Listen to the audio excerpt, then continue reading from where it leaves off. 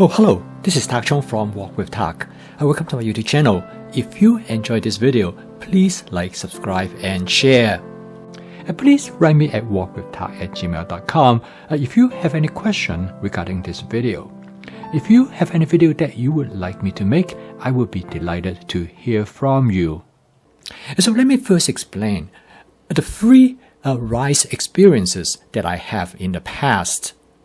There are basically three kinds of rice. One is what is known as short grain rice, and this is most famous for the rice known as sushi rice that mainly consumed in Japan. The second type of rice, frequently known as long grain rice. The most famous of the long grain rice is jasmine rice. These are rice that are consumed mainly in China as well as in Southeast Asia. And the third type of rice frequently is known as basmati rice. This is mainly grown in certain part of India and Pakistan. Now, this type of rice, the rice grain is very distinct from each other. They frequently known as extra long grain rice. Now, when I eat sushi rice, I find that the rice are all clumped together, and it has its own distinct characteristics. And when I eat the traditional long grain rice, such as jasmine rice, the rice kernels are more separate from each other. In fact, you can somewhat taste the rice kernel. And then it comes to the basmati rice. As I mentioned, the first time when I taste basmati rice is in a friend of mine from Pakistan. And I remember the rice kernels are so distinct from each other. It is an entirely different culinary experience. And now I have all three types of rice in my pantry, and they give me variations, and they make my meal more interesting. And this is what makes home cooking exceptional. Because one can be as creative and as imaginative as one would like. I remember, as my friend Jim told me, that home cooking is in its golden era. Because there's no point in time you can get so many different ingredients anytime you want. In fact, even I live in a rural area, I can order online a vast variety of home cooking ingredients that I would never be able to have access to. In this video, I would like to tell you a little bit about basmati rice. Basmati rice is an unusual rice from the standpoint it has very long grain. I use a brand of basmati rice known as the Royal Basmati rice. I bought it in a 20-pound package. Now, it seems to be a lot of rice, but a rice can be kept for a long time, so it is more economical to buy them in bulk. And when you look at raw basmati rice, you will find that the rice kernel tend to be long and slender. Whereas you look at sushi rice, they tend to be round and plump. The jasmine rice is traditional long grain rice. It is somewhere in between. And this is what basmati rice look like after it is being cooked. You can see that the kernels are long and slender even after they are cooked.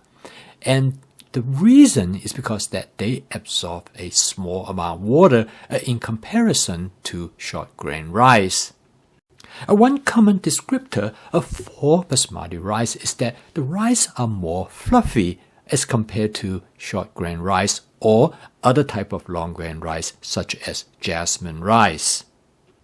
In India and Pakistan, the most common rice that are being consumed is the basmati rice.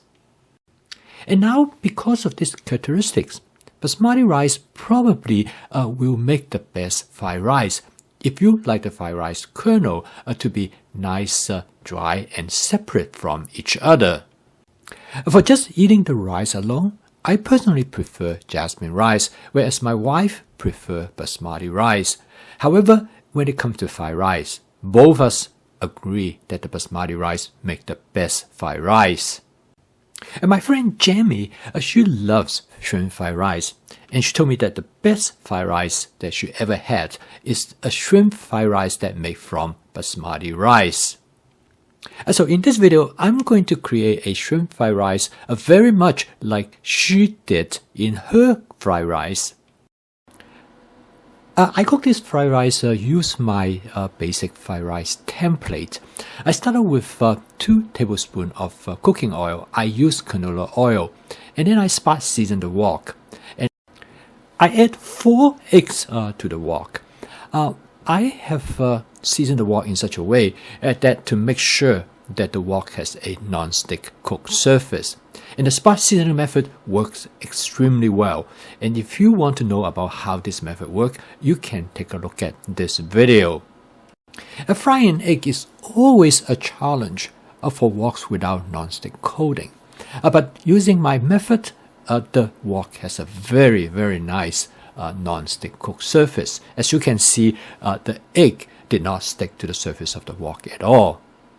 This template is very efficient because what I do is that I cook the egg first and then I will cook the rice. So now I scramble the egg and I push the egg onto the edge of the wall and I put a little bit more cooking oil. Next, I'm going to add about 2.5 cups of basmati rice. This rice has been in the refrigerator for about 40 hours. You should always use store rice rather than use fresh rice. So now I use something called a meat smasher, which normally is to use for break up hamburger meat when you make spaghetti sauce or make chili. But it turned out to be perfect for breaking up rice to make fried rice. Next, I add about 1.5 cups of frozen sweet corn. I love corn in fried rice. It gives the fried rice a nice sweet flavor. And it also provides great textures for the fried rice. This is followed by 1 cup of chopped broccoli stems. Now, normally when you prepare broccoli, a lot of time you throw away the stem. I turned out that by cutting them into small chunks, they perfect for fried rice and they cook very rapidly as well. Now for the frozen corn, I took them directly out of the freezer without thawing them in advance. It turned out that this actually is a better way to maintain both the flavor and the texture of the frozen corn. So right now what I'm doing is that I just warming up the corn to room temperature. At the same time, I am cooking the broccoli stem as well. Next, I'm going to add some shrimp. These are actually large shrimp that has been cut up into smaller pieces. And I also coat them with cornstarch. And you notice that I add the shrimp at the later stage of this cooking process. And I call this method sequential cooking. What I'm doing is that I want to cook the shrimp only for a specific amount of time. And by adding them later during the cooking process, I do not have to risk of overcook them. And also by coating the shrimp with cornstarch, it actually will protect the shrimp against the heat. This will lead to a more moist, tender texture of the shrimp. Okay, now I come to the last ingredients I want to add to the fried rice, and that is some frozen sweet peas. Frozen sweet peas add way at the end because they tend to be easily overcooked and resulting them to be taste chalky. So by adding them toward the end, I will be able to maintain the freshness. And also by adding them directly from the freezer, it will actually greatly enhance their flavor as compared to if you thaw them out in a microwave or even in the kitchen counter.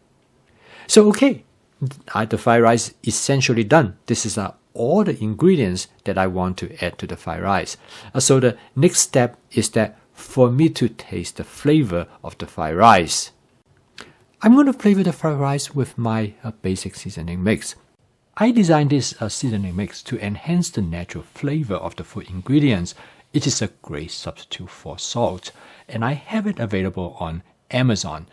You can give it a try if you would like to. I'm going to put the link below this video.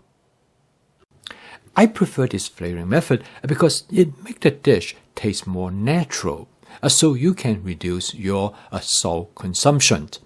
After I did a taste test, I decided maybe I would like to add a little bit more salt, so I add some soy sauce. And with a few quick mix, the dish is ready to be served, and the flavor is exactly how I like it.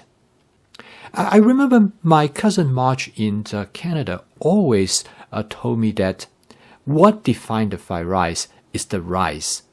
Different type of rice will give you a different experience of how you taste the fried rice. The ingredients actually turn out to be less important. And after I cook this fried rice and I taste it, I tend to agree with her. The basmati rice definitely make eating this fried rice a very different culinary experience if you make the fried rice, say, with jasmine rice. And after tasting fried rice, both my wife and I agree the basmati rice probably make the best fried rice of all. So if you have not tried basmati rice, just eating it with as a natural part of a meal or use it as a fried rice, you should definitely give it a try. I post a video each day to help you to make home cooking as part of your daily routine. If you would like to learn more about my cooking system, please subscribe to my YouTube channel. So keep on cooking. I will see you tomorrow.